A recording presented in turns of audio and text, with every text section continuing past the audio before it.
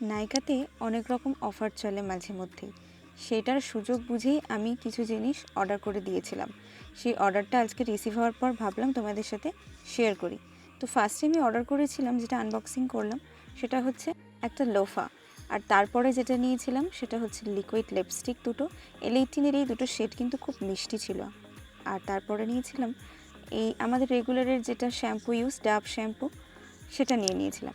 Colour বেরের এই প্রাইমারটা অনেক professional makeup আর্টিস্টরা কিন্তু ইউজ করেন, এটা আমার ফার্স্ট টাইম ছিল। তো দেখা যাক ইউজ করে কেমন লাগে। তারপর যেটা অর্ডার করেছিলাম সেটা হচ্ছে একটা ফিক্সার। এই ফিক্সারটা ফেস স্ক্যানারের, এটা খুব ভালো। আর এই যে ছোট্ট মতো বাক্সের মধ্যে, এটা কোনো গিফট নয় কিন্তু এটা আলাদাভাবে এসেছে অর্ডারটা। এটা ছিল একটা পাউডার।